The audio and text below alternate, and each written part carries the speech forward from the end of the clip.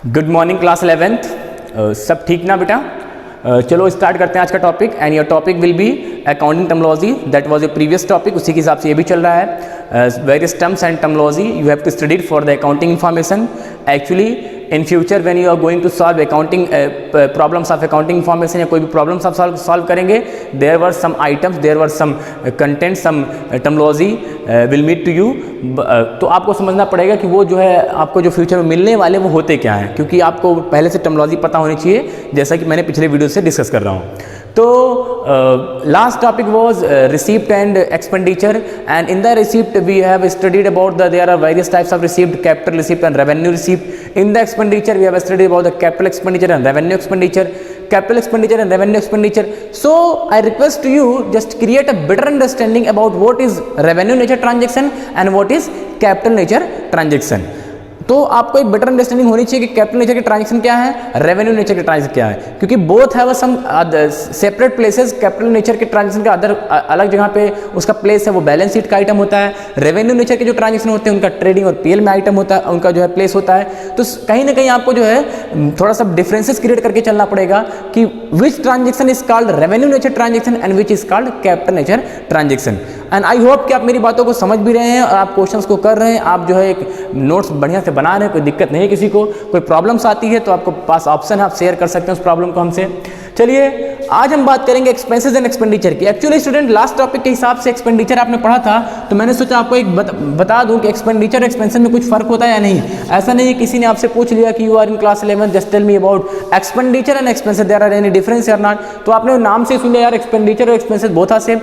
Student stop, there are some differences, कुछ differences हैं यहाँ पे। Expenditure and expenses, what is expenses?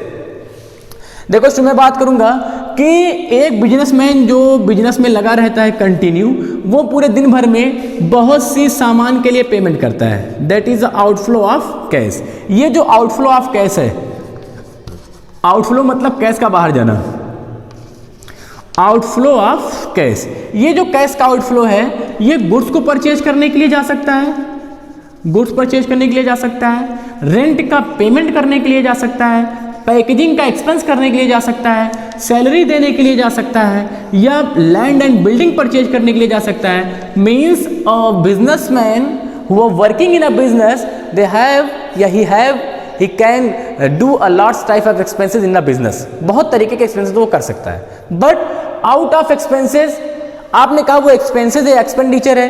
तो स्टूडेंट अगर हम एक्सपेंडिचर की बात करेंगे, in the expenditure we include all the outflow of cash, the distribution या डिस्बर्समेंट ऑफ कैश, कैश का जाना for any purpose, for anywhere, cash का कहीं पर जाना वो एक्सपेंडिचर ही बोला जाएगा। ठीक है? If you are purchasing goods that is expenditure, if you are purchasing asset that is expenditure, if you are paying rent that is expenditure, if you are paying salary that is expenditure, because your expenditure have a two category, first is revenue expenditure and next is capital expenditure. So you have better understanding about the revenue expenditure and capital expenditure. This was your last video.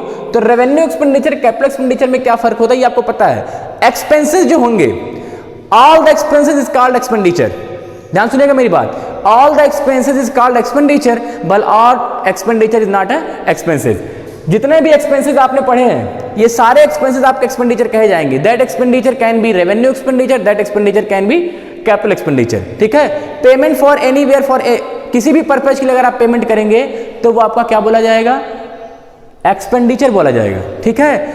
तो जितने भी outflow हो रहे हैं cash का, बेटा purchasing of anything या paying any amount to cash, cash में किसी को किसी भी चीज का भुगतान करेंगे, पेमेंट करेंगे, या आप जो किसी तरीके का खर्चा करेंगे, अगर आप कोई भी खर्चा करते हो तो खर्चा हमेशा एक्सपेंडिचर होता है। डेफिनेशन के तौर पे आपके बुक में लिखा है, any disbursement of cash transfer to the property और incurring on the liability of for the purpose of acquiring assets, goods, services is called expenditure.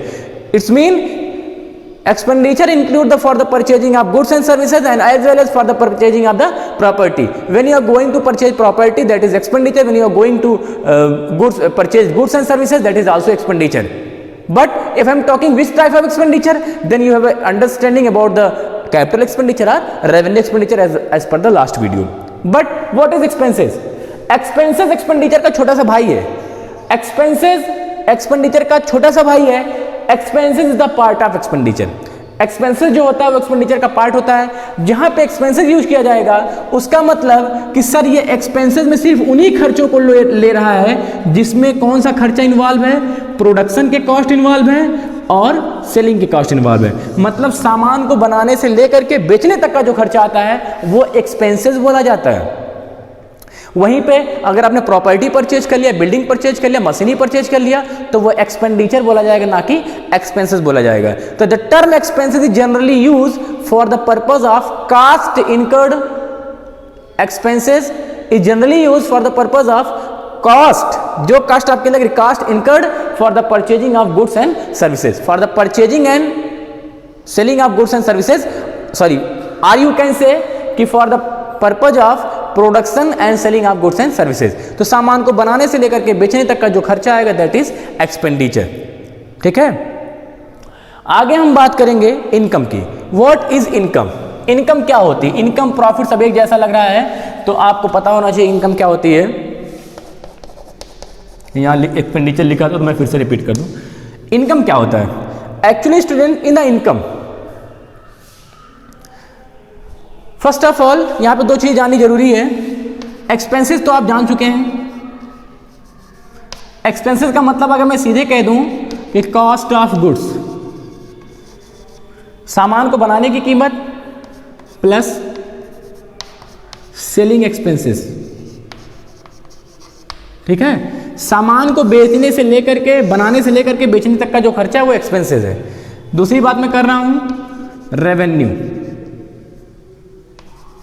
Revenue का मतलब होता है, अब देखो कई लोग रेवेन्यू का मतलब पूरा प्रॉफिट समझते हैं। नहीं बेटा, रेवेन्यू का मतलब होता है amount received, amount received by way of selling of goods and services.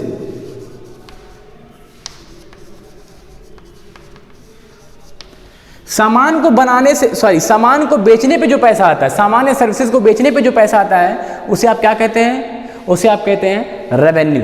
ठीक है, लेकिन ये मत समझ लेना यहां पर रेवेन्यू उसी आइटम की जो आपने सामान बेचा है तभी रेवेन्यू बोला जाएगा जिसका आपका बिजनेस होगा। अगर आपने बिल्डिंग बेच दिया तो बिल्डिंग से आने वाले पैसों का रेवेन्यू नहीं बोला जाएगा, क्योंकि आपसे एग्जांपल मैं लेकर के चल रहा हूं कि आपकी पार्ले जी की एजेंसी है और पार्ले जी की एजेंसी पे पार्ले जी बिकेगा तभी वो रेवेन्यू बोला जाएगा। उसकी मोटर बाइक बिक गई, फर्नीचर बिक गया तो वो रेवेन्यू नहीं बोला जाएगा।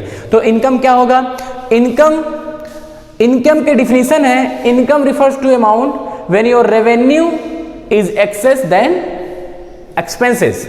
इसलिए फार्मूला होता है, या आप लिख सकते हैं अपनी कॉपी में, बुक में जो भी आपने लिया है, income equal to revenue minus expenses. Income refers to the amount which are excess revenue when your excess revenue compared to expenses. If revenue excess to expenses, अगर आपका रेवेन्यू एक्सपेंसेस से जाता है then you will generate income. ठीक है, अगला है बात प्रॉफिट की। किसकी बात मैं कर रहा हूं? प्रॉफिट की।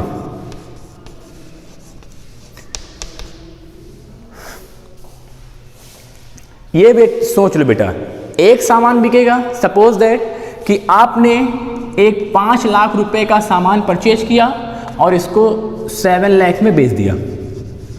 कितने का सामान परचेज किया? 5 लाख का। ये आपका क्या था? ये कॉस्ट था, या आप इसको क्या कह सकते हैं? एक्सपेंसेस। 7 लाख में बेच दिया, मतलब ये क्या हो गया आपका? रेवेन्यू। अभी आपसे इनकम पूछी जाए तो income equal to 7 lakh minus 5 lakh, 2 lakh क्या हो गई? इनकम हो गई। ठीक है, तो सामान की कीमत को, सामान से जो पैसा बेचने से आया, रेवेन्यू को सिर्फ किससे कंपेयर किया? सामान की कीमत में। जितने में वो सामान आया था, कॉस्ट जितने में आया था उतने में कंपेयर कर लिया तो रेवेन्यू हो गया। ठीक है, तो रेवेन्यू में से अगर आपने एक्सपेंसेस को माइनस किया, सिर्फ उस एक्सपेंसेस को जितने में सामान आया था, तो वो बोला जाएगा income. Income when revenue is excess to expenses. जब आपका रेवेन्यू एक्सपेंसेस से ज्यादा होगा तो क्या बनेगा? इनकम। लेकिन प्रॉफिट की बात आएगी तो यहां टोटल लग जाएगा, total revenue minus total expenses. Total कितना आपने बेचा वो, और टोटल एक्सपेंसेस में, अब देखो एक्सपेंसेस में कई चीजें आ जाएंगी, रेंट, सैलरी, बहुत अभी और भी खर्चे बाकी थे ना। ऐसा तो है नहीं कि आपने एक बाइक जो है 50,000 की परचेज की। मैंने पहले वीडियो में डिस्कस किया था कि आपने एक बाइक 50,000 रुपये की परचेज की और 60,000 में बेच दिया, तो आपने कहा कि 10,000 का प्रॉफिट हो गया। तो ये 10,000 की इनकम है। जब प्रॉफिट की बात आएगी तो और भी खर्चे हैं जो 10,000 से माइनस हो जाएंगे। कैसे? जैसे वहाँ पे लाइटिंग का कुछ खर्चा होगा, कुछ लेबर चार्जेस होंगे, कुछ अदर एक्सपेंसेस होंगे, तो ये चीज़ आपको ध्यान देनी होगी। तो profit equal to total revenue minus total expenses, means profit refers to those amount when your total revenue is excess to total expenses. तो नोट्स आप बना लीजिएगा आपको अपनी बुक से। अगली बात हो रही है गेन की। ये भी गेन भी प्रॉफिट जैसा ही आइटम है।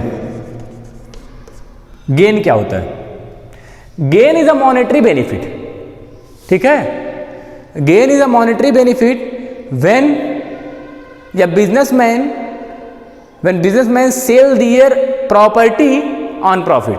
जब बिजनेसमैन इसको अपनी प्रॉपर्टी को प्रॉफिट में बेचेगा तो क्या बोला जाएगा? गेन। देखिए आपकी बुक में अगर मैं बात करूं, ऐसा नहीं बेटा, देखो बिल्डिंग एक 5 लाख की लैंड आपने परचेज किया था, तो 5 लाख का लैंड जो था वो आपका बिजनेस तो पार्ले जी का, ये मैंने पहले से फिक्स कर रखा है। तो पार्ले जी का बिजनेस आप कर रहे हो, सामान बना रहे हो, बेच रहे हो, तो सामान को बना करके बेचने से जो खर्चा आपने कंपेयर किया तो वो या तो इनकम हो सकता है। अगर आपने 1 यूनिट का किया, टोटल की बात कर रहे हैं 31 मार्च को, 31 मार्च की बात कर रहे हैं, तो टोटल रेवेन्यू को टोटल एक्सपेंस से कंपेयर करेंगे तो प्रॉफिट होगा। लेकिन पार्ले जी बेचने से या इनकम होगा या प्रॉफिट होगा, कभी भी गेन नहीं हो सकता। लेकिन जो पार्ले जी कंपनी के पास कुछ प्रॉपर्टी होंगी, कुछ लैंड वगैरह परचेज किया होगा, आपने एक लैंड परचेज किया था जो रोड के किनारे नहीं था, लेकिन अभी वो वहाँ से जो हाईवे निकल गया है तो उसकी कीमत बढ़ गई, और अगर आपने उसको बेचा तो 5 लाख रुपए का लैंड 50 लाख में बेचा, तो जो 45 लाख है वो क्या हो जाएगा? वो आपका गेन हो जाएगा। Profit received due to selling of fixed assets. अस्थायी संपत्तियों या फिक्स्ड एसेट्स को बेचने से जो पैसा आएगा, अगर उस पर प्रॉफिट हो रहा है तो क्या बोला जाएगा? वो गेन बोला जाएगा। ठीक, 45 लाख जो आपने प्रॉफिट कमाया है, इसीलिए गेन जो होता है ये नॉन रिकरिंग नेचर का होता है। नॉन रिकरिंग नेचर का मतलब कि that can not be repeat in year two year, ये हमेशा रिपीट नहीं हो सकता है। ऐसा है नहीं कि आपने हर साल जो 5 लाख की जमीन खरीदेंगे तो हर अगले साल 50 लाख का भी, हमेशा आपको 45 लाख रुपए का प्रॉफिट होगा। जो इनकम और प्रॉफिट है that is recurring in nature, ये रेवेन्यू आपको मिलता ही रहेगा, आपको प्रॉफिट मिलता ही रहेगा, क्योंकि आपका बिजनेस ही है। आपने प्रॉफिट मोटिव से ही पार्ले जी के काम शुरू किया है, तो यहाँ आपको इनकम प्रॉफिट मिलता रहेगा। ये आपका रेवेन्यू नेचर का है, लेकिन गेन आपके रेवेन्यू नेचर का नहीं है। ये कभी कभी हो सकता है, आप इसकी उम्मीद that amount that profit cannot be expected next year या every year। गेन में देखिए लिखा है बुक में कि it is a monetary profit, it is a monetary benefit और advantage resulting the events transaction which are incidental of business such as the sale of fixed assets, winning of court case and lottery वगैरह। तो कौन से profit को आप gain बोलेंगे? Profit on sale of fixed assets, अगर आपने assets बेचा वहां से प्रॉफिट हुआ। मैंने अभी आपको कंपेयर किया कि आप जिसका बिजनेस कर रहे हैं वो बेचेंगे तो रेवेन्यू या प्रॉफिट हो सकता है। अपनी प्रॉपर्टीज वगैरह को बेचने से अगर प्रॉफिट आपको आ रहा है तो वो क्या हो जाएगा? वो आपका हो जाएगा गेन। थोड़ा सा समझ गए होंगे मेरी बात। इसके बाद विनिंग कोर्ट, मतलब कभी आप कोई केस जीत गए, वहां से अगर पैसा आ गया तो आप वकील तो है नहीं, आपका बिजनेस जो है चल रहा है पार्ले जी का, तो वहां से पैसा आ गया, वो भी आपका गेन माना जाएगा। कभी कभी आपने लॉटरी लगाई, आपने कोई टिकट खरीदा था लॉटरी का, वहां से आपको करोड़ों की लॉटरी लग गई, तो क्या करोड़ों की लॉटरी हर साल लगेगी? That is also gain. तो it is a monetary benefit which is depend on the selling of fixed assets property और विनिंग ऑफ कोर्ट केस और बाय द लॉटरी। ये हो चुका आपको। इसके बाद हम आ रहे हैं लॉस पे।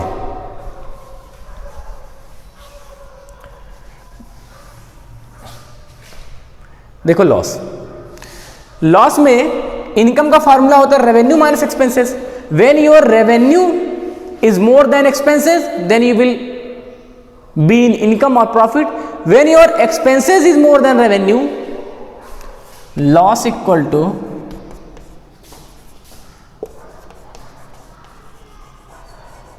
Expenses minus revenue.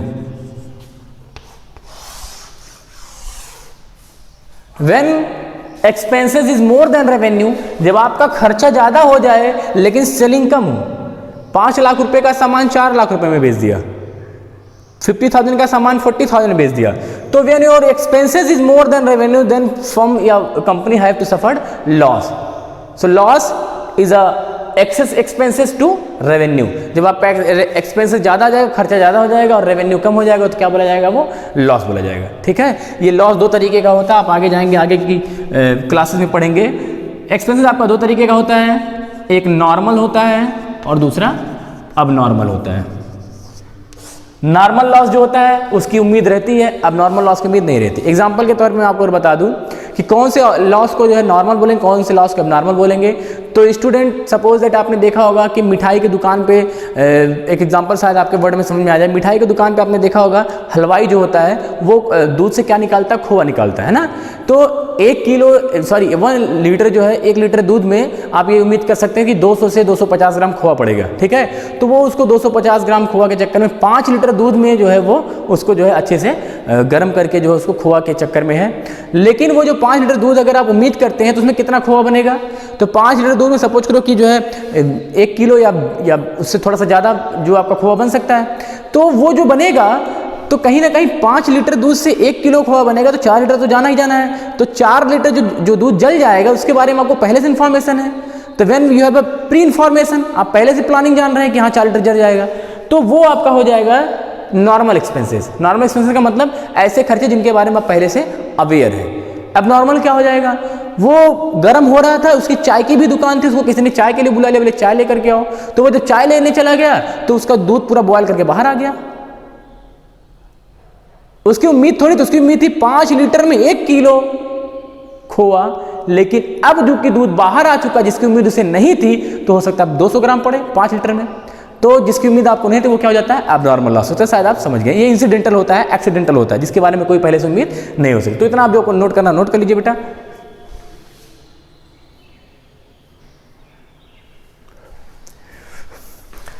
Okay students, तो आगे की बात नेक्स्ट वीडियो में। Thank you, thanks for watching.